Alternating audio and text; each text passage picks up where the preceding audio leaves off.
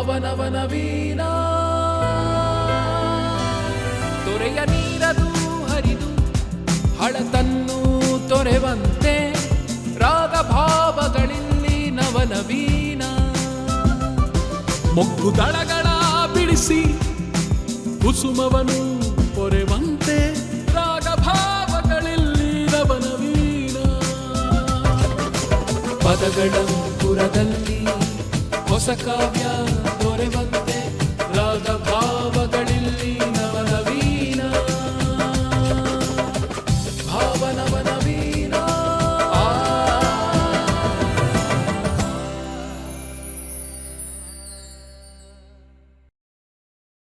ಸುಂದರ ದಿನ ಸುಂದರೈನ ಸುಂದರವನ ನೋಡುಬಾ ನೋಡುಬಾ ನೋಡುಬಾ ಬೇಗ ಬಾ ಬಾ.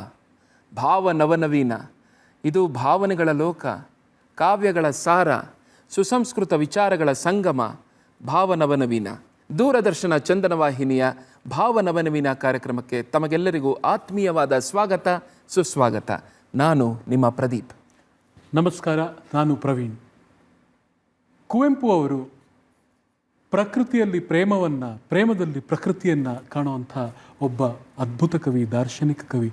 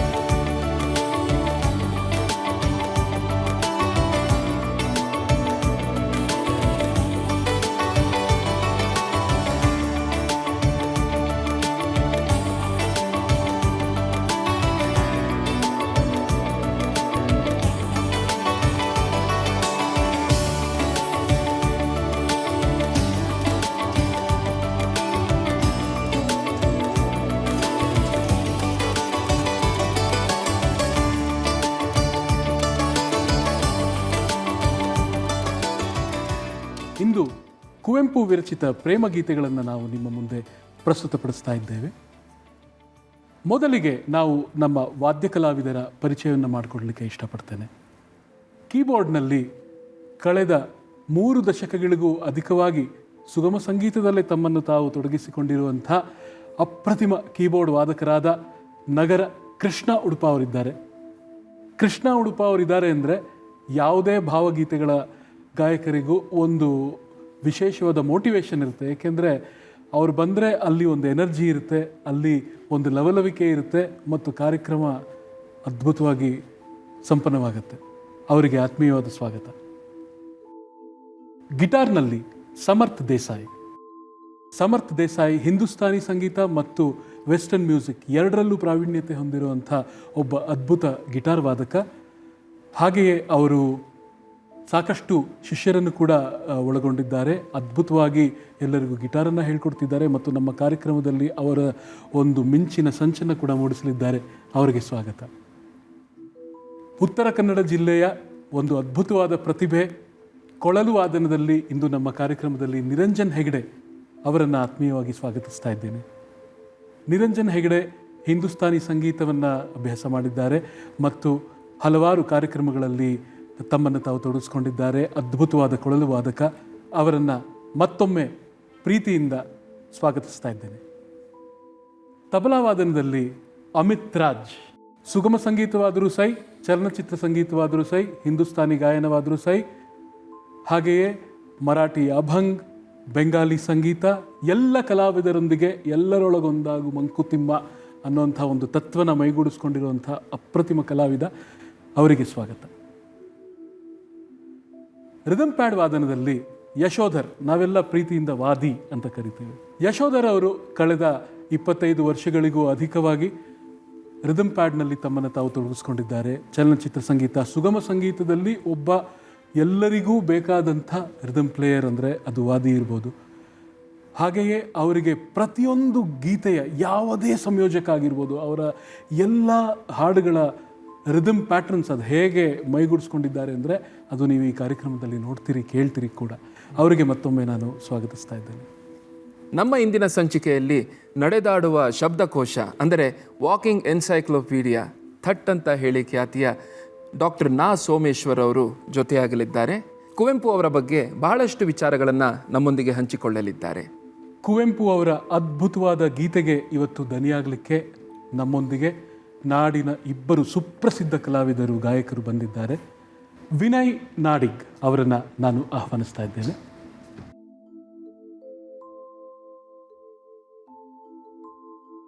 ಶ್ವೇತಾ ಹಿರೇಮಠ್ ಅವರನ್ನು ಕೂಡ ಆಹ್ವಾನಿಸ್ತಾ ಇದ್ದೇನೆ.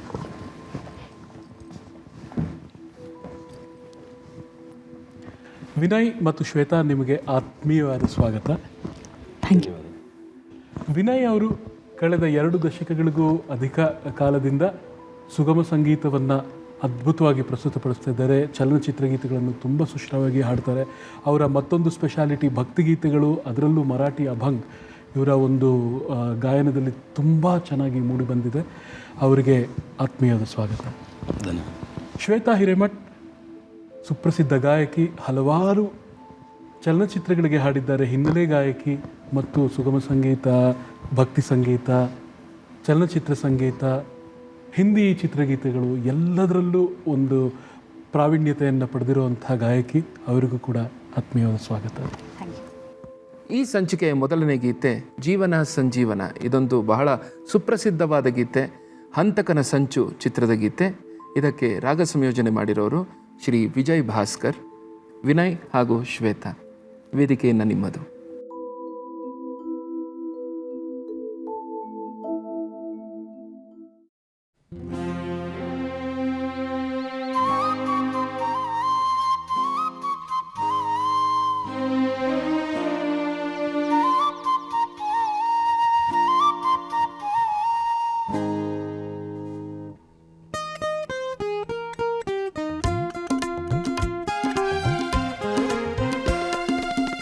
ಜೀವನ ಸಂಜೀವನ ನನ್ನ ಜೀವಕ್ಕೆ ನೀನೇ, ಜೀವನ ಸಂಜೀವನ ಜೀವನ ಸಂಜೀವನ.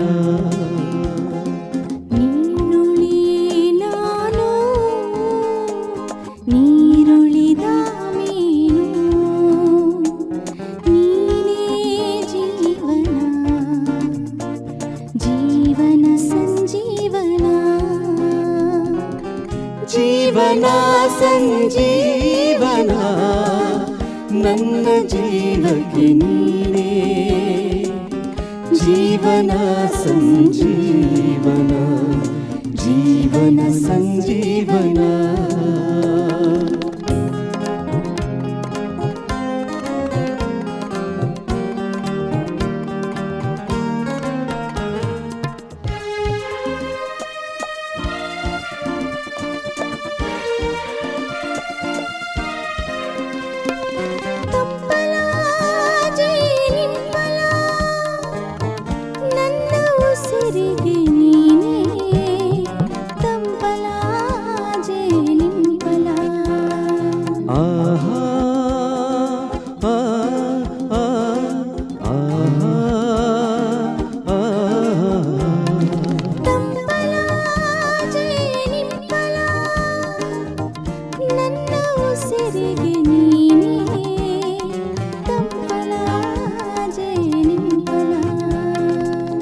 ನೀನು ಮುನಿದರೆ ಬಿಸಿಲ್, ನೀನೊಲಿದರೆ ತಣ್ಣೆಳಲ್, ನನ್ನ ಬಾಳಿಗೆ ತಂಪಲ ನಿಜೆ ನಿಂಪಲ. ಜೀವನ ಸಂಜೀವನ ನನ್ನ ಜೀವಕ್ಕೆ ನೀನೇ, ಜೀವನ ಸಂಜೀವನ ಜೀವನ ಸಂಜೀವನ.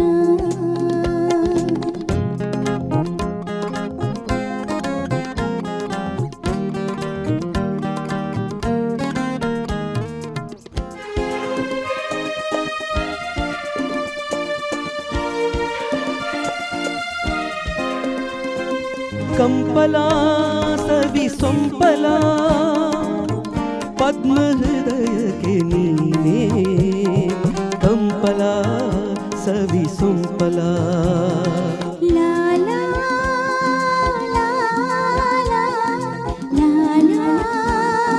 ಲಾ. ಕಂಪಲ ಸವಿ ಸೊಂಪಲ ಪದ್ಮ ಹೃದಯಕ್ಕೆ ನೀನೇ ಕಂಪಲ ಸವಿ ಸೊಂಪಲ ನೀನಪ್ಪಲ ಅಮೃತ ನೀ ತಪ್ಪಿದರೆ ನಾಮೃತ ನನ್ನೆದೆಯ ಕಮಲದ ಕಂಪಲ ನೀ ಸವಿ ಸೊಂಪಲ. ಜೀವನ ಸಂಜೀವನ ನನ್ನ ಜೀವಕ್ಕೆ ನೀನೇ ಜೀವನ ಸಂಜೀವನ ಜೀವನ ಸಂಜೀವನ.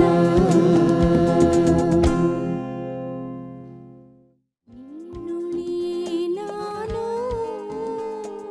ನೀರುಳಿದ ಮೀನು. ಎಂತಹ ಸುಂದರವಾದ ಗೀತೆ ಅಲ್ಲ. ವಿಜಯ್ ಭಾಸ್ಕರ್ ಅವರ ರಾಗ, ಕುವೆಂಪು ಅವರ ಸಾಹಿತ್ಯ. ಹಾಗೆ ಮೂಲ ಗಾಯಕರಾದಂತಹ ಜಯಚಂದ್ರ ಅವರು ಹಾಗೂ ವಾಣಿ ಜಯರಾಮ್ ಅವರು ತುಂಬ ಅದ್ಭುತವಾಗಿ ಹಾಡಿದ್ದಾರೆ. ನೀವು ಅದ್ಭುತವಾಗಿ ಹಾಡಿದ್ರಿ, ಹಾಗೂ ನಮ್ಮ ವಾದ್ಯ ವೃಂದದವರು ನಿಜವಾಗ್ಲೂ ಆ ಒಂದು ಮೋಡಿಯನ್ನು ಸೃಷ್ಟಿ ಮಾಡಿದ್ರಿ. ಧನ್ಯವಾದಗಳು ಎಲ್ಲರಿಗೂ.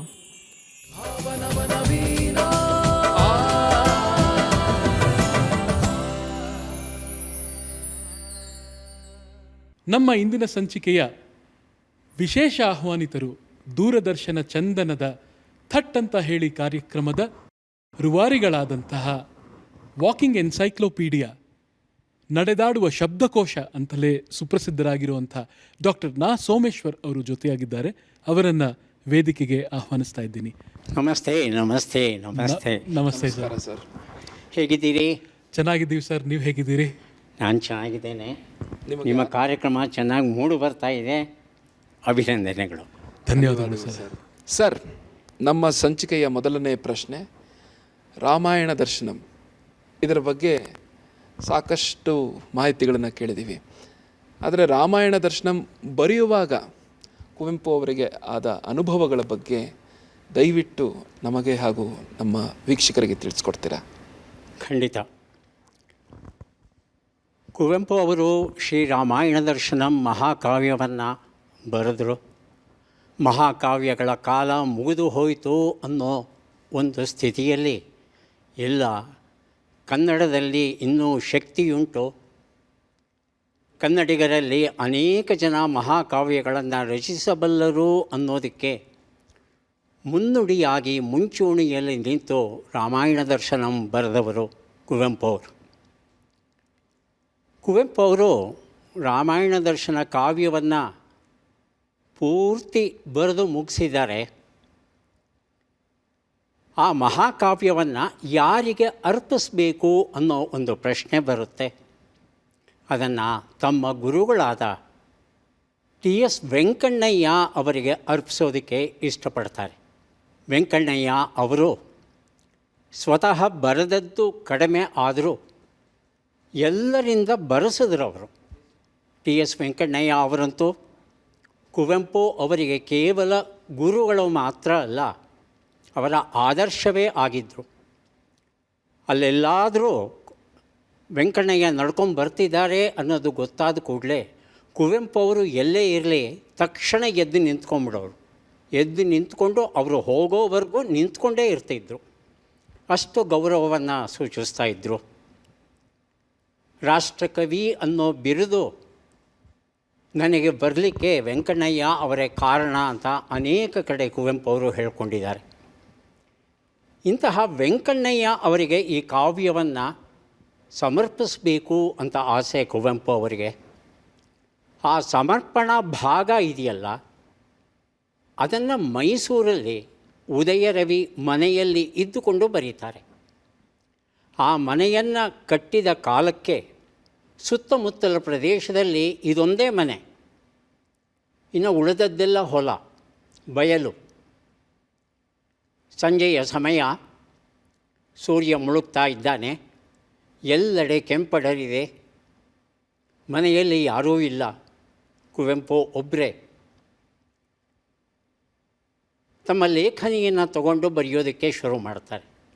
ಬರೆಯೋದಕ್ಕೆ ಶುರು ಮಾಡಿದಾಗ ಇದು ನಿಮಗೆ ಅರ್ಪಿಸ್ತಾ ಇದ್ದೇನೆ ಅಂತ ಹೇಳ್ತಾ ಗುರುಗಳನ್ನು ಹೊಗಳೋದಕ್ಕೆ ಪ್ರಯತ್ನ ಪಡ್ತಾರೆ. ಪ್ರಯತ್ನ ಪಟ್ಟಾಗ ಟಕ್ ಟಕ್ ಟಕ್ ಯಾರೋ ಬಾಗಿಲು ತಟ್ಟೋ ಶಬ್ದ ಕೇಳಿಸುತ್ತೆ. ಯಾರು ಇಷ್ಟೊತ್ತಲ್ಲಿ ಬಂದು ಬಾಗಿಲು ತಟ್ತಾರಲ್ಲ ಅಂತ ಹೇಳಿ ಪೆನ್ನನ್ನು ಕೆಳಗೆ ಇಟ್ಟು ನೇರವಾಗಿ ಬಾಗಿಲು ಹತ್ತಿರ ಹೋಗಿ ಬಾಗಿಲು ತೆಗೆದು ನೋಡ್ತಾರೆ, ಯಾರೂ ಇಲ್ಲ. ಮತ್ತೆ ವಾಪಸ್ ಬಂದು ಕುರ್ಚಿಯಲ್ಲೂ ಕೂತ್ಕೋತಾರೆ. ತಮ್ಮ ಮನಸ್ಸಿನ ಭಾವನೆಗಳನ್ನೆಲ್ಲ ಒಗ್ಗೂಡಿಸಿಕೊಂಡು ಮತ್ತೆ ಬರೆಯೋದಕ್ಕೆ ಅಂತ ಪೆನ್ ತಗೊಂಡು ಕಾಗದದ ಮೇಲೆ ಪೆನ್ನನ್ನು ಊರ್ತಾ ಇದ್ದ ಹಾಗೆ ಮತ್ತೆ ಟಕ್ ಟಕ್ ಟಕ್ ಶಬ್ದ. ಆಶ್ಚರ್ಯವಾಗುತ್ತೆ. ತಕ್ಷಣವೇ ಪೆನ್ನನ್ನು ಇಟ್ಟು ಹೋಗಿ ನೋಡ್ತಾರೆ. ಹೋಗಿ ನೋಡಿದೆ ಯಥಾ ಪ್ರಕಾರ ಯಾರೂ ಇಲ್ಲ. ಮನೆಯನ್ನು ಒಂದು ಸುತ್ತು ಬರ್ತಾರೆ, ಯಾರಾದರೂ ತಮಾಷೆ ಮಾಡ್ತಿದ್ದಾರಾ ಏನೋ ಅಂತ ನೋಡೋದಕ್ಕೆ, ಯಾರೂ ಇಲ್ಲ. ಮೂರನೆಯ ಸಲ ಬಂದು ತಮ್ಮ ಕುರ್ಚಿಯಲ್ಲಿ ಕೂತ್ಕೊಂಡು ಮತ್ತೆ ಬರೆಯೋದಕ್ಕೆ ಶುರು ಮಾಡುವ ಸಂದರ್ಭದಲ್ಲಿ ಮತ್ತೆ ಟಕ್ ಟಕ್ ಟಕ್ ಶಬ್ದ. ಮತ್ತೆ ಹೋಗಿ ನೋಡ್ತಾರೆ, ಯಾರೂ ಇಲ್ಲ. ಆ ಕ್ಷಣದಲ್ಲಿ ಕುವೆಂಪು ಅವರ ಮನಸ್ಸಲ್ಲಿ ಭಾವನೆಗಳು ಮೂಡುತ್ತೆ. ಆ ಭಾವನೆಗಳು ಹೇಗಿದ್ದುವೋ ಅನ್ನೋದನ್ನು ಹೇಳೋದಕ್ಕಿಂತ ಓದಿಬಿಟ್ರೆ ಬಹಳ ಬಹಳ ಚೆನ್ನಾಗಿರುತ್ತೆ.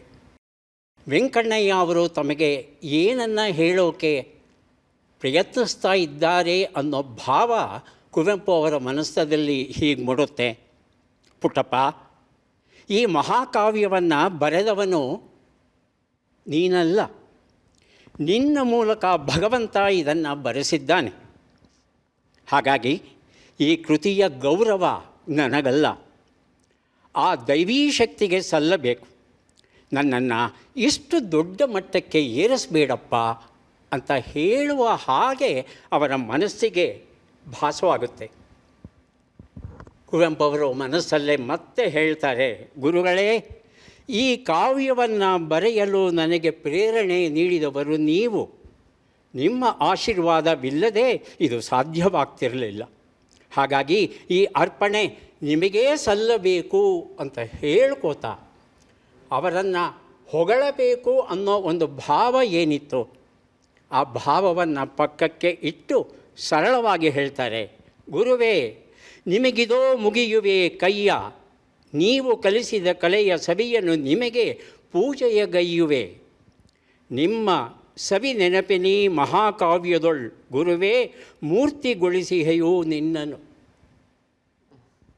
ನಿಮ್ಮನ್ನು ಹಾಡಿ ಹೊಗಳೋದಕ್ಕೆ ಹೋಗೋದಿಲ್ಲ ನಾನು, ಆದರೆ ನಿಮ್ಮನ್ನು ಈ ಕಾವ್ಯದಲ್ಲಿ ಮೂರ್ತಿ ರೂಪದಲ್ಲಿ ಅಚ್ಚಳಿಯದ ಹಾಗೆ ನಾನು ನಿಲ್ಲಿಸ್ತೇನೆ ನಿಮ್ಮನ್ನು ಅಂತ ಹೇಳಿ ಏನು ಹೊಗಳಬೇಕು ಅಂತ ಅಂದ್ಕೊಂಡಿದ್ರೋ ಅಲ್ಲಿ ಒಂದು ಗೆರೆ ಹಾಕಿಬಿಡ್ತಾರೆ.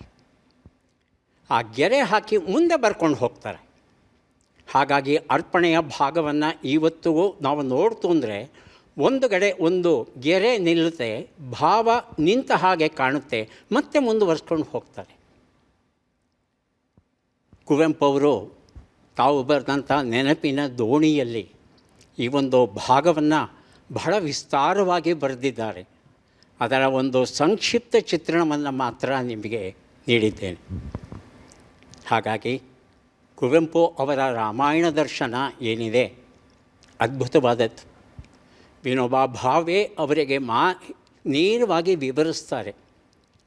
ಈ ಅರ್ಪಣೆ ಭಾಗ ಬರೆಯುವಾಗ ನನ್ನ ಗುರುಗಳು ಹೀಗೆ ನನಗೆ ಹೇಳಿದ ಹಾಗೆ ಅನ್ನಿಸ್ತು ಅನ್ನೋ ವಿಚಾರವನ್ನು ವಿನೋಬಾ ಭಾವೆ ಅವರಿಗೆ ಹೇಳಿದಾಗ ವಿನೋಬಾ ಅವರು ನೀವು ಕನ್ನಡದ ವಾಲ್ಮೀಕಿ ಅನ್ನೋ ಬಿರುದನ್ನೂ ಸಹ ಕೊಡ್ತಾರೆ ಕುವೆಂಪು ಅವರಿಗೆ.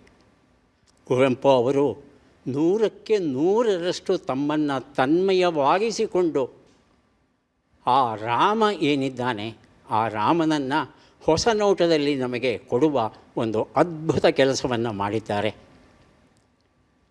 ಕುವೆಂಪು ಅವರ ಪ್ರಯತ್ನ ಸಾರ್ಥಕವಾಗಬೇಕಾದರೆ ನಾವು ನೀವೆಲ್ಲ ಆ ಕಾವ್ಯವನ್ನು ಓದಬೇಕು. ಓದೋಣ ಅಲ್ವಾ?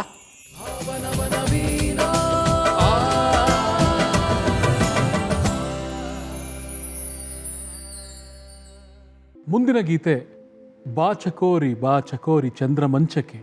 ಇಲ್ಲಿ ಪ್ರಿಯತಮೆಯನ್ನ ಚಕೋರಿಯಂತೆ ಆಹ್ವಾನಿಸುವಂಥ ಒಂದು ಗೀತೆ. ಬಹಳ ರಮಣೀಯವಾದಂಥ ಒಂದು ಸಾಹಿತ್ಯವುಳ್ಳಂಥ ಈ ಕೃತಿಯನ್ನು ವಿನಯ್ ಅವರು ಈಗ ಪ್ರಸ್ತುತಪಡಿಸ್ತಾ ಇದ್ದಾರೆ. ಈ ಗೀತೆಯ ಸ್ವರ ಸಂಯೋಜನೆ ಡಾಕ್ಟರ್ ಸಿ ಅಶ್ವಥ್ ಮತ್ತು ಇದರ ಮೂಲ ಗಾಯಕರು ಶಂಕರ್ ಶಾನ್ಭೋಗ್ ಅವರು. ವಿನಯ್ ಅವರೇ, ಈಗ ಬಾ ಚಕೋರಿ ಚಂದ್ರಮಂಚಕ್ಕೆ ಈ ಹಾಡನ್ನು ಕೇಳಕ್ಕೆ ಕಾತರರಾಗಿದ್ದೇವೆ. ಹಾಡಿ.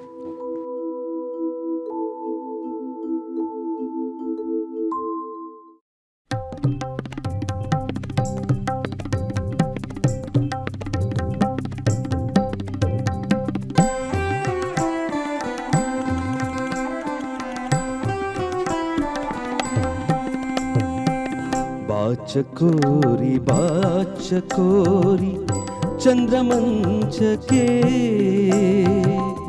ಬಾಚಕೋರಿ ಬಾಚಕೋರಿ ಚಂದ್ರಮಂಚಕ್ಕೆ. ಜೊನ್ನ ಜೇನಿಗೆ ಬಾಯಾರಿದೆ, ಜೊನ್ನ ಜೇನಿಗೆ ಬಾಯಾರಿದೆ ಚಕೋರ ಚುಂಬನ. ಬಾಚಕೋರಿ ಬಾಚಕೋರಿ ಚಂದ್ರಮಂಚಕ್ಕೆ.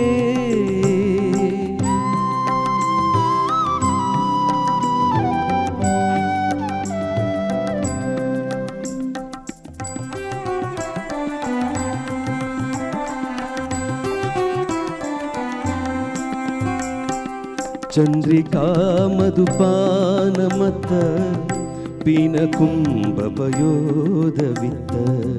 ಚಂದ್ರಿಕಾ ಮಧುಪಾನ ಮತ್ತ ಪೀನ ಕುಂಭ ಪಯೋಧವಿತ್ತ. ವಕ್ಷ ಪರಿರಂಭನ ನಿಮಿತ್ತ ನಿರಾವಲಂಬನ.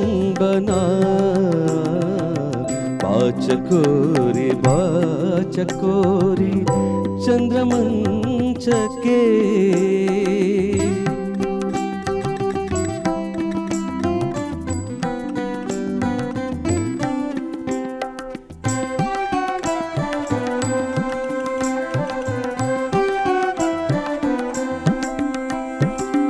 ಚರಣನೂಪುರ ಕಿಂಕಿಣಿ ಕೊಡ ಮದನ ಸಿಂಜಿನಿ ಜನಿತ ನಿಕ್ಕೊಡ. ಚಿತ್ತರಂಜನಿ ತಳುವ ದೀಕ್ಷಣ, ಚಿತ್ತರಂಜನಿ ತಳುವ ದೀಕ್ಷಣ. ಚಂದ್ರಮಂಚಕ್ಕೆ ಬಾಚಕೋರಿ ಬಾಚಕೋರಿ ಬಾಚಕೋರಿ ಚಂದ್ರಮಂಚಕ್ಕೆ.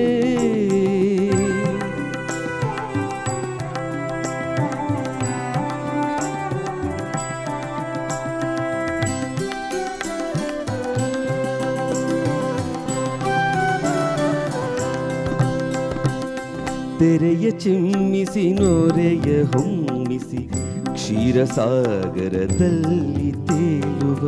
ತೆರೆಯ ಚಿಮ್ಮಿಸಿ ನೋರೆಯ ಹೊಮ್ಮಿಸಿ ಕ್ಷೀರಸಾಗರದಲ್ಲಿ ತೇಲುವ. ಬಾಗು ಚಂದ್ರನ ತೂಗು ಮಂಚಕ್ಕೆ, ಬಾಗು ಚಂದ್ರನ ತೂಗು ಮಂಚಕ್ಕೆ.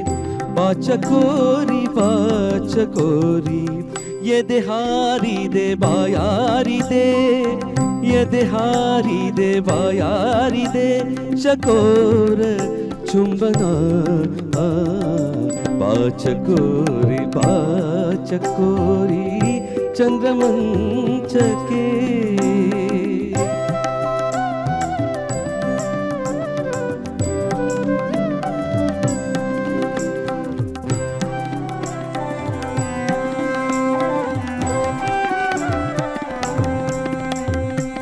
ನಿಕುಂಜರತಿವನ ಮದನ ಯಾಗಕ್ಕೆ, ಅನಂಗ ರಕ್ತಿಯ ಬಿಂಬ ಭೋಗಕ್ಕೆ. ನಿಕುಂಜರತಿವನ ಮದನ ಯಾಗಕ್ಕೆ, ಅನಂಗ ರಕ್ತಿಯ ಬಿಂಬ ಭೋಗಕ್ಕೆ. ಕಾಂಕ್ಷಿಯಾಗಿದೆ ನಗ್ನ ಯೋಗಕ್ಕೆ, ಕಾಂಕ್ಷಿಯಾಗಿದೆ ನಗ್ನ ಯೋಗಕ್ಕೆ. ಇಕ್ಷುಮಂಚರ ಸಾಗ್ನಿ ಪಕ್ಷಿಯ ಅಚಂಚು ಚುಂಬನ. ಬಾಚಕೋರಿ ಬಾಚಕೋರಿ ಚಂದ್ರಮಂಚಕೆ ಬಾಚಕೋರಿ ಬಾಚಕೋರಿ ಚಂದ್ರಮಂಚಕೆ ಜೊನ್ನ ಜೇನಿಗೆ ಬಾಯಾರಿದೆ ಜೊನ್ನ ಜೇನಿಗೆ ಬಾಯಾರಿದೆ ಚಕೋರ ಚುಂಬನ ಬಾಚಕೋರಿ ಬಾಚಕೋರಿ ಚಂದ್ರಮಂಚಕೆ ಬಾಚಕೋರಿ ಬಾಚಕೋರಿ ಚಂದ್ರಮಂಚಕೆ ಚಂದ್ರಮಂಚಕೆ ಚಂದ್ರಮಂಚಕೆ ಬಾಚಕೋರಿ ಬಾಚಕೋರಿ ಚಂದ್ರಮಂಚ. ಏನು ಚೆನ್ನಾಗಿ ಹಾಡಿದ್ರಿ ವಿನಯ್ ಅವರೇ, ಧನ್ಯವಾದ. ಅದ್ಭುತವಾಗಿತ್ತು. ನಮ್ಮ ವಾದ್ಯ ವೃಂದದವರು ಕೂಡ ತುಂಬ ಚೆನ್ನಾಗಿ ನುಡಿಸಿದ್ರಿ. ಅಮಿತ್ ಸರ್, ಪ್ರತಿಯೊಬ್ಬರು ಎಲ್ಲರಿಗೂ ಧನ್ಯವಾದಗಳು.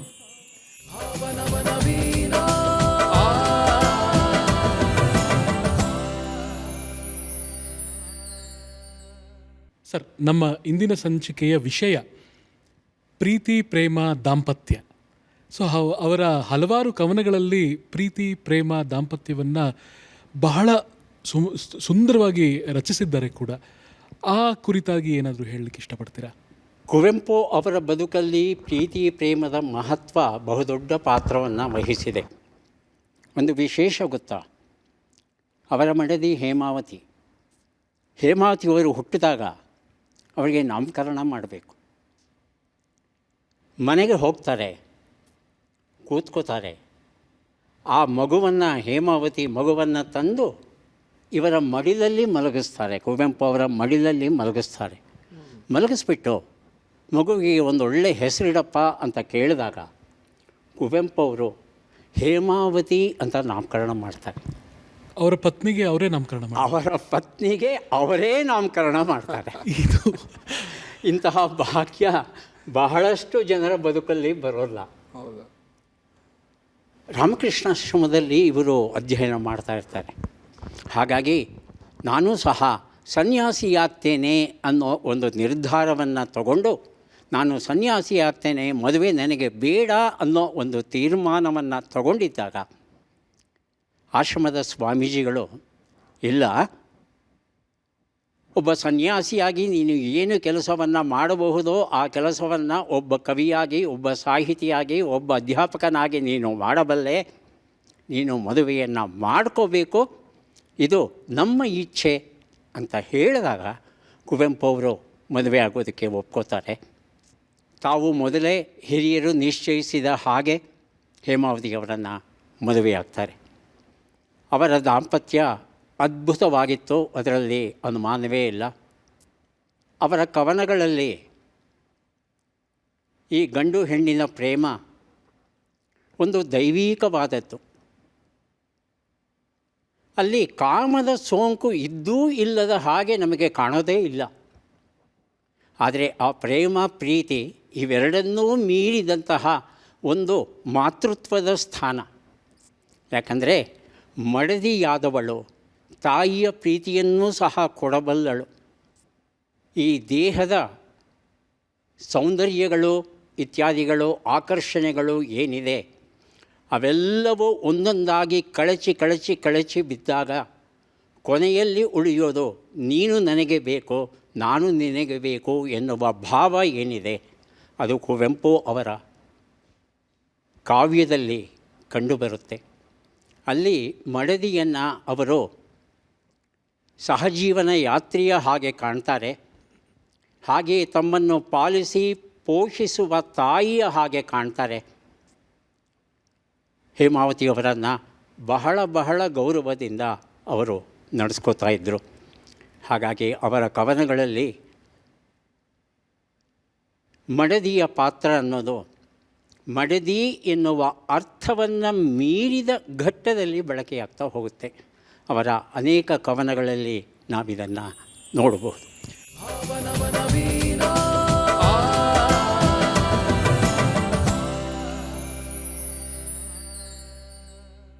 ಮುಂದಿನ ಗೀತೆಯತ್ತ ಹೊರಡುವ ಸಮಯ. ಹಾಲನ್ನು ಮಾರುವ ನೆಪದಲ್ಲಿ ಹರಿಯನ್ನು ಮೋಹಿಸುವಂತಹ ಒಂದು ಪುಟ್ಟ ಸನ್ನಿವೇಶ ಈ ಗೀತೆ. ಬೃಂದಾವನಕ್ಕೆ ಹಾಲನ್ನು ಮಾರಲು ಹೋಗುವ ಬಾರೆ ಬೇಗ ಸಖಿ. ಇದಕ್ಕೆ ಸ್ವರ ಸಂಯೋಜನೆ ಮಾಡಿರೋದು ಶ್ರೀ ಎಚ್ ಕೆ ನಾರಾಯಣ್, ಮೂಲ ಗಾಯನ ರತ್ನಮಾಲಾ ಪ್ರಕಾಶ್ ಅವರು. ಈ ಹಾಡನ್ನು ಹಾಡಲಿಕ್ಕೆ ನಾನು ಶ್ವೇತಾ ಹಿರೇಮಠ್ ಅವ್ರನ್ನ ಬರಮಾಡ್ಕೊತೀನಿ.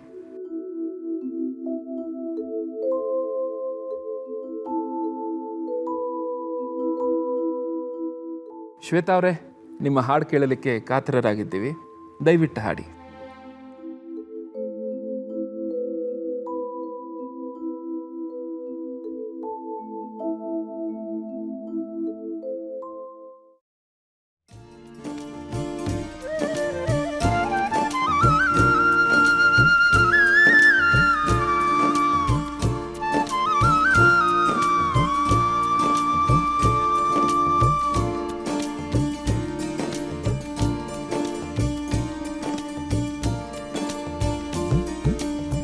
ಬೃಂದಾವನಕ್ಕೆ ಹಾಲನು ಮಾರಲು ಹೋಗುವ ಬಾರೆ ಬೇಗ ಸಖಿ, ಹೋಗುವ ಬಾರೆ ಬೇಗ ಸಖಿ.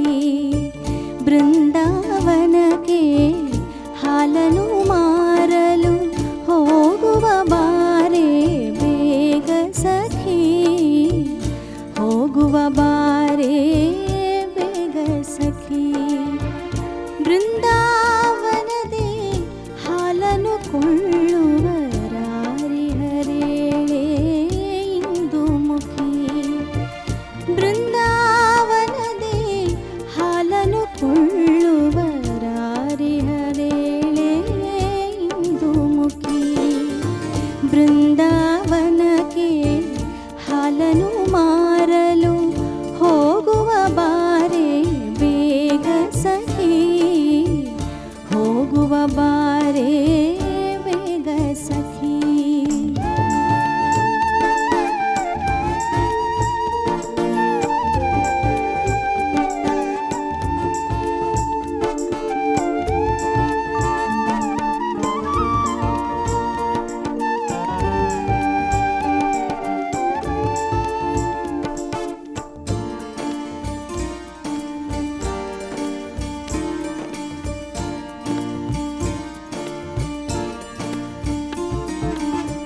ಗೋವನು ಕಾಯುವ ಗೋವಿಂದನಿಹನೆ ಹಾಲನು ಕೊಳ್ಳುವ ಹೇಳೆ ಸಖಿ.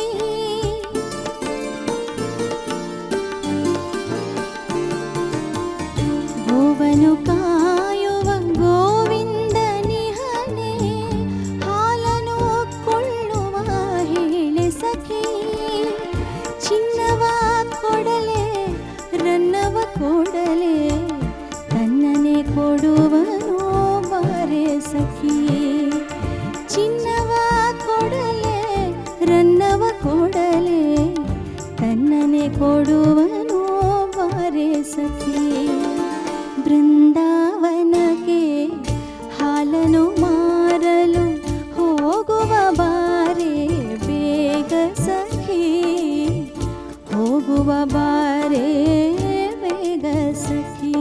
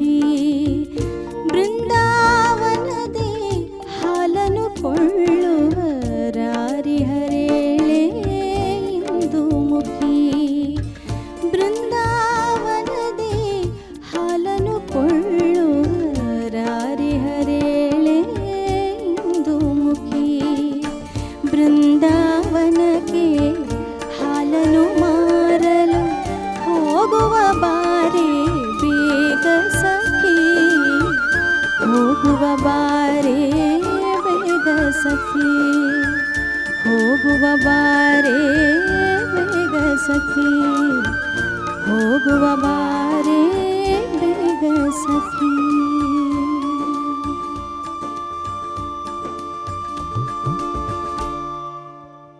ಬೃಂದಾವನಕ್ಕೆ ಹಾಲನು ಮಾರಲು ಹೋಗುವ ಒಂದು ಟೈಮ್ನಲ್ಲಿ ಕಾಲೇಜ್ ಕಾಂಪಿಟೇಷನ್ ಅಂದರೆ ಅಥವಾ ಯಾವುದಾನ ಒಂದು ಭಾವಗೀತೆಯ ಕಾಂಪಿಟೇಷನಲ್ಲಿ ಈ ಹಾಡನ್ನು ಹಾಡಿದ್ರೆ ಪ್ರೈಸ್ ಗ್ಯಾರಂಟಿ.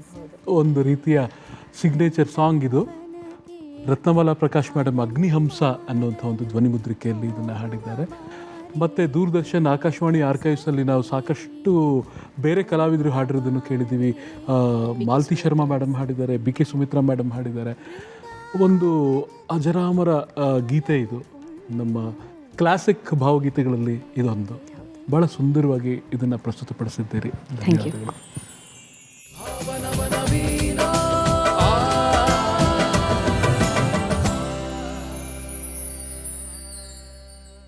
ದಾರಿ ತೋರೆನಗೆ ಗುರುವೆ, ದಾರಿ ತೋರೆನಗೆ, ಕವಲೊಡೆದ ಹಾದಿಗಳು ಕವಿದಿಹುದು ಕತ್ತಲೆಯು, ಕಿವಿಗೊಟ್ಟು ಕೇಳಿದರೆ ಕರೆವ ದನಿ ಇಲ್ಲ, ಕಣ್ಣಿಟ್ಟು ನೋಡಿದರೆ ಹೊಳೆವ ಸೊಡರಿಲ್ಲ, ದಾರಿ ತೋರೆನಗೆ ಗುರುವೆ, ದಾರಿ ತೋರೆನಗೆ ಅಂತ ಬರೀತಾರೆ.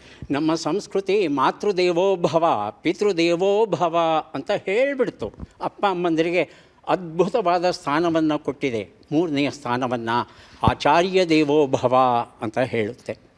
ಹೌದು ಸರ್. ತಂದೆ ತಾಯಿಗಳಿಗೆ ಸರಿ ಸಮಾನವಾದ ಸ್ಥಾನವನ್ನು ಗುರುಗಳಿಗೆ ನೀಡಿದೆ ನಮ್ಮ ಸಂಸ್ಕೃತಿ. ಒಂದು ಲೆಕ್ಕದಲ್ಲಿ ನೋಡಿದರೆ ಅಪ್ಪ ಅಮ್ಮಂದರನ್ನು ಮೀರಿಸಿದ ಸ್ಥಾನ ಗುರುವಿಗೆ ಸಲ್ಲಬೇಕು. ಅಪ್ಪ ಅಮ್ಮಂದರು ಜನ್ಮ ಕೊಟ್ಟರು, ಬೆಳೆಸಿದ್ರು, ನಾವು ಕೇಳಿದ್ದನ್ನೆಲ್ಲ ಕೊಡಿಸಿದ್ರು. ಒಂದು ಹಂತಕ್ಕೆ ನಿಂತು ಹೋಗುತ್ತೆ ಅವರ ಕೆಲಸ. ಆದರೆ ನಮ್ಮ ಒಳಗೆ ಇರತಕ್ಕಂಥ ಸುಪ್ತ ಪ್ರತಿಭೆಯನ್ನು ಗುರುತಿಸಿ ಈ ಒಂದು ಕ್ಷೇತ್ರದಲ್ಲಿ ನೀನು ಮುಂದುವರಿ, ನಿನಗೆ ಯಶಸ್ಸು ಸಿಗುತ್ತೆ ಅಂತ ಹೇಳುವರು ಗುರುಗಳು. ನೀವು ಹೇಳಿದ ಹಾಗೆ, ಕುವೆಂಪು ಅವರು ಹೇಳಿದ ಹಾಗೆ, ಕವಲು ದಾರಿಗಳು ಬಹಳಷ್ಟು ಬರುತ್ತೆ ನಮ್ಮ ಬದುಕಲ್ಲಿ. ಅಂತಹ ಕವಲು ದಾರಿಯಲ್ಲಿ ನಿಂತಾಗ ಯಾವ ದಾರಿಯಲ್ಲಿ ಹೋಗಬೇಕು ಅನ್ನೋದು ಗೊತ್ತಿಲ್ಲದೆ ಮನ ವಿಲಪಿಸುತ್ತಿರುವಾಗ ಮಾರ್ಗದರ್ಶನ ಕೊಡೋದು ಗುರು. ನೇರವಾಗಿ ಗುರುವಿನ ಬಳಿ ಹೋಗಿ ಮಾತುಕತೆ ಆಡಿ ನಾವು ಮಾರ್ಗದರ್ಶನ ಪಡೆಯಬಹುದು.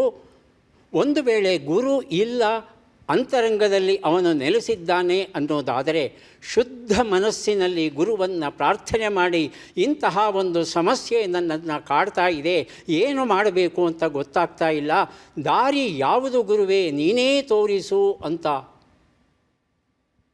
ಭಕ್ತಿಯಿಂದ ಪ್ರಾರ್ಥಿಸಿದಾಗ ಆ ಗುರು ಮಾರ್ಗವನ್ನು ತೋರಿಸ್ತಾನೆ.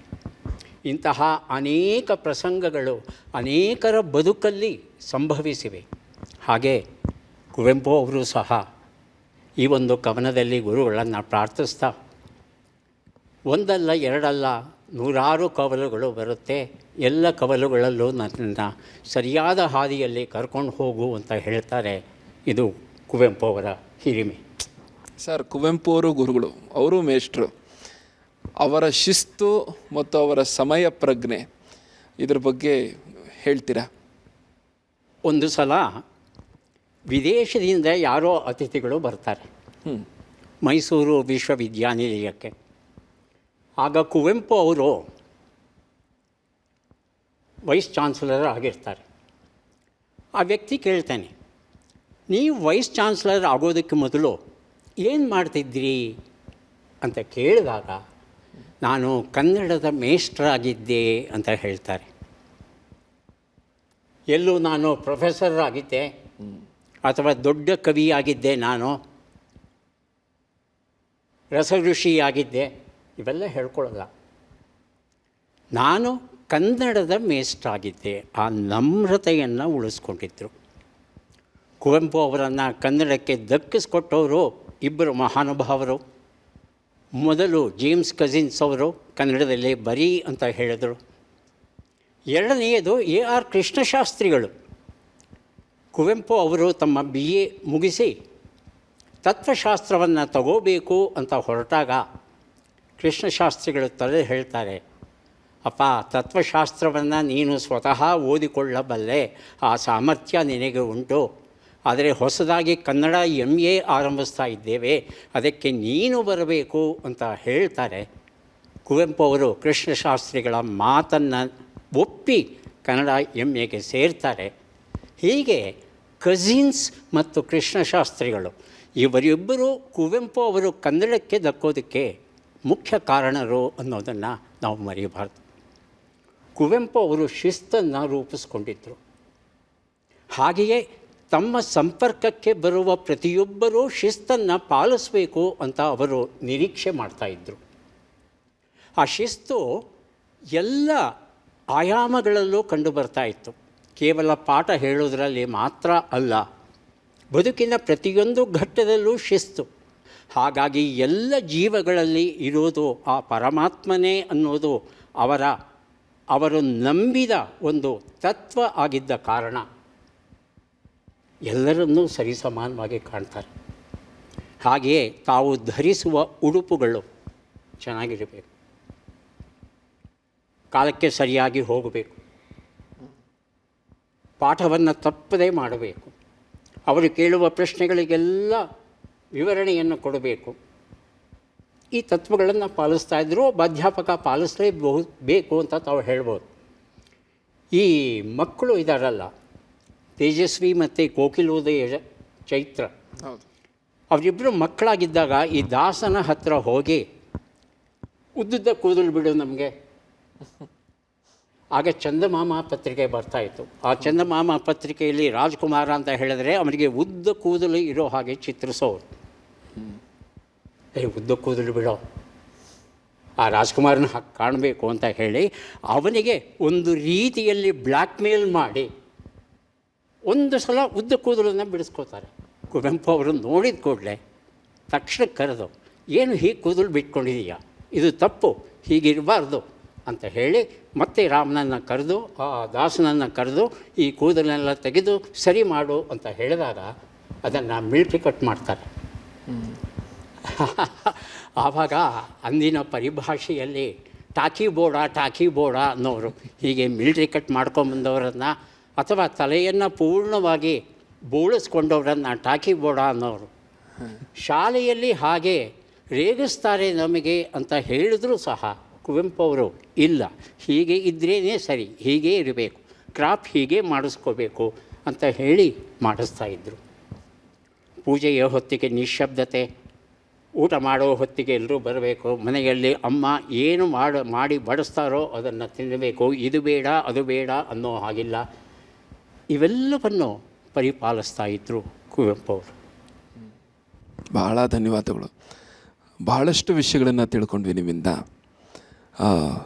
ಈ ವೇದಿಕೆಗೆ ಬಂದು ನಮಗೆ, ನಮ್ಮ ವೀಕ್ಷಕರಿಗೆ ಇಂತಹ ಅಮೂಲ್ಯವಾದ ವಿಷಯಗಳನ್ನು ತಿಳಿಸಿಕೊಟ್ಟಿದ್ದಕ್ಕೆ ನಿಮಗೆ ಅನಂತ ಧನ್ಯವಾದಗಳು ಸರ್.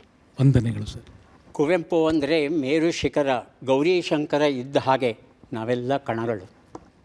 ಕುವೆಂಪು ಅವರನ್ನು, ಅವರ ಸಾಹಿತ್ಯವನ್ನು ಅರ್ಥ ಮಾಡಿಕೊಳ್ಳಲಿಕ್ಕೆ, ಅರ್ಥ ಮಾಡಿಕೊಂಡಿದ್ದನ್ನು ಬದುಕಲ್ಲಿ ಅಳವಡಿಸ್ಕೊಳ್ಳಿಕ್ಕೆ ಒಂದು ಜನ್ಮ ಸಾಕಾಗಲ್ಲ. ಹಾಗಾಗಿ ಇರುವ ಜನ್ಮವನ್ನು ಸಾರ್ಥಕಪಡಿಸ್ಕೋಬೇಕಾದ್ರೆ ಕುವೆಂಪು ಅವರ ಸಾಹಿತ್ಯವನ್ನು, ವಿಶೇಷವಾಗಿ ಅವರ ಭಾವಗೀತೆಗಳನ್ನು ಅರ್ಥ ಮಾಡ್ಕೋಬೇಕು. ಮಾಡಿಕೊಳ್ಳೋಣ ಅಂತ ಈ ಒಂದು ಕ್ಷಣದಲ್ಲಿ ತಮ್ಮಿಬ್ಬರ ಮೂಲಕ ನಮ್ಮ ವೀಕ್ಷಕರಲ್ಲಿ ಪ್ರಾರ್ಥಿಸ್ತಾ ಇದ್ದೇನೆ. ನಮಸ್ಕಾರ. ನಮಸ್ಕಾರ.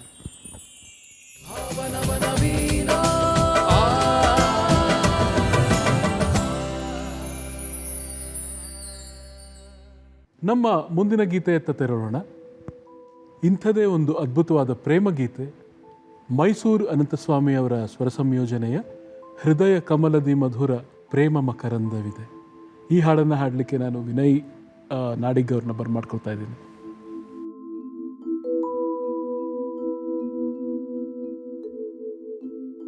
ಇದೀಗ ಕೇಳೋಣ ಹೃದಯ ಕಮಲದಿ ಮಧುರ.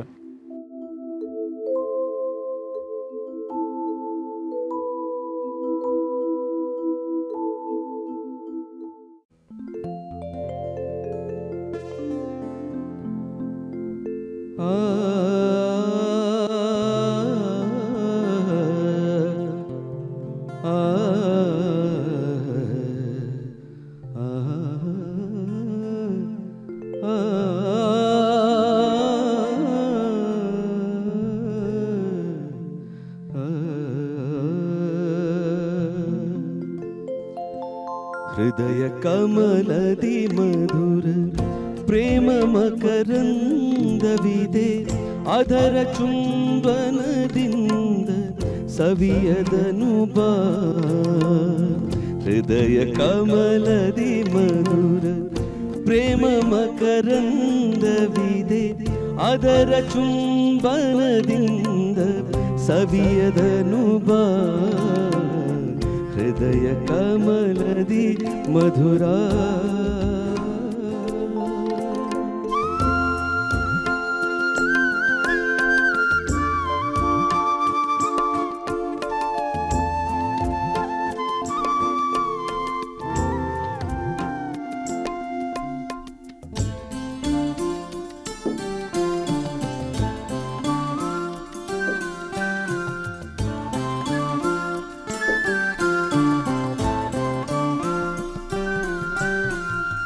ಚಂಚಲತೆಯೇಕೆವೋ ಚಂಚರೀಕವೇ ನಿನಗೆ, ವಂಚನೆಯ ದಿನಿತಿಲ್ಲ ಬಾ ಬೇಗ ಬಾ. ಚಂಚಲತೆಯೇಕೆವೋ ಚಂಚರೀಕವೇ ನಿನಗೆ, ವಂಚನೆಯ ದಿನಿತಿಲ್ಲ ಬಾ ಬೇಗ ಬಾ. ವಂಚನೆಯ ದಿನಿತಿಲ್ಲ ಬಾ ಬೇಗ ಬಾ. ಹೃದಯ ಕಮಲದಿ ಮಧುರ ಪ್ರೇಮ ಮಕರಂದವಿದೆ, ಅದರ ಚುಂಬನದಿಂದ ಸವಿಯದನು ಬಾ. ಹೃದಯ ಕಮಲದಿ ಮಧುರ.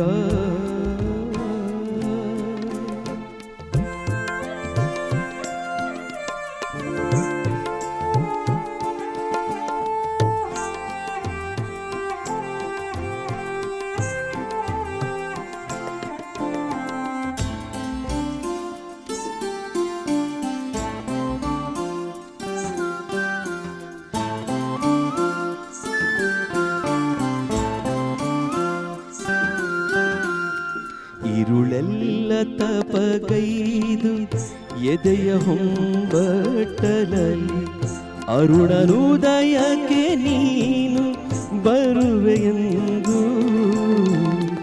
ಇರುಳೆಲ್ಲ ತಪಗೈದು ಎದೆಯ ಹೊಂಬಟ್ಟಲಲ್ಲಿ, ಅರುಣನುದಯಕ್ಕೆ ನೀನು ಬರುವೆಯೆಂದು. ಪ್ರಣಯ ರಸವನು ಎರೆದು ಕಾದಿಹೇನು ತುಟಿ ತೆರೆದು, ಪ್ರಣಯ ರಸವನು ಎರೆದು ಕಾದಿಹೇನು ತುಟಿ ತೆರೆದು. ಪಾನಗೈವೋ ನನ್ನ ಭ್ರಮರ ಬಂಧು, ಪಾನಗೈವೋ ನನ್ನ ಭ್ರಮರ ಬಂಧು. ಹೃದಯ ಕಮಲದಿ ಮಧುರ ಪ್ರೇಮ ಮಕರಂದವಿದೆ, ಅದರ ಚುಂಬನದಿಂದ ಸವಿಯದನು ಬಾ. ಹೃದಯ ಕಮಲದಿ ಮಧುರ, ಹೃದಯ ಕಮಲದಿ ಮಧುರ, ಹೃದಯ ಕಮಲದಿ ಮಧುರ.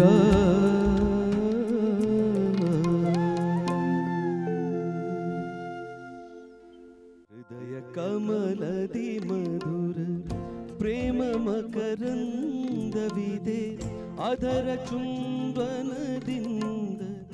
ತುಂಬ ಚೆನ್ನಾಗಿ ಹಾಡಿದ್ರಿ ವಿನಯ್ ಅವರೇ, ಬಹಳ ಖುಷಿ ಆಯಿತು. ಧನ್ಯವಾದಗಳು. ನಮ್ಮ ಇಂದಿನ ಸಂಚಿಕೆ ಬಹಳ ಪ್ರೇಮಮಯವಾಗಿ ಮೂಡಿಬಂದಿದೆ. ಅತ್ಯಂತ ಸುಮಧುರವಾದ ಪ್ರೇಮ ಗೀತೆಗಳನ್ನು ಇಂದು ಪ್ರಸ್ತುತಪಡಿಸಲಾಗಿದೆ. ಅದಕ್ಕೆ ನಾನು ವಿನಯ್ ನಾಡಿಗ್ ಮತ್ತು ಶ್ವೇತಾ ಹಿರೇಮಠ್ ಅವ್ರಿಗೆ ಧನ್ಯವಾದಗಳನ್ನು ಹೇಳಲಿಕ್ಕೆ ಇಷ್ಟಪಡ್ತೇನೆ. ಹಾಗೆ ಡಾಕ್ಟರ್ ನಾ ಸೋಮೇಶ್ವರ್ ಸರ್ ಕುವೆಂಪು ಅವರ ವಿಚಾರಧಾರೆಯನ್ನು ನಮಗೆ ಹರಿಸಿದ್ದಾರೆ ಕೂಡ. ಅನೇಕ ಅದ್ಭುತವಾದ ಸನ್ನಿವೇಶಗಳನ್ನು, ಉದಾಹರಣೆಗಳನ್ನು ನೀಡಿ ಇಂದಿನ ಒಂದು ಬಹಳ ಇಂಟರಾಕ್ಟಿವ್ ಎಪಿಸೋಡ್ ಅಂತಲೇ ಹೇಳ್ಬೋದು. ಇದು ಅದ್ಭುತವಾಗಿ ಮೂಡಿಬಂದಿದೆ. ಇವರಿಗೂ ನಾನು ಕೃತಜ್ಞತೆಗಳನ್ನು ಸಲ್ಲಿಸ್ತಾ ಇದ್ದೇನೆ. ಇದರ ಜೊತೆಗೆ ನಮ್ಮ ವಾದ್ಯ ವೃಂದದವರಿಗೂ ಧನ್ಯವಾದಗಳನ್ನು ಸಲ್ಲಿಸಲೇಬೇಕು. ವೀಕ್ಷಕರೇ, ಮುಂದಿನ ಸಂಚಿಕೆಯಲ್ಲಿ ಭೇಟಿಯಾಗೋಣ. ಧನ್ಯವಾದ.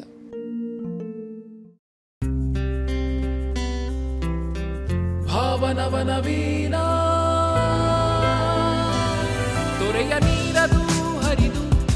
ಹಳತನ್ನು ತೊರೆವಂತೆ ರಾಗಭಾವಗಳಿಲ್ಲಿ ನವನವೀನ. ಮೊಗ್ಗು ದಳಗಳ ಬಿಡಿಸಿ ಕುಸುಮವನು ಪೊರೆವಂತೆ ರಾಗಭಾವಗಳಲ್ಲಿ ನವನವೀನ. ಪದಗಳ ಪುರದಲ್ಲಿ ಹೊಸ ಕಾವ್ಯ ದೊರೆವಂತೆ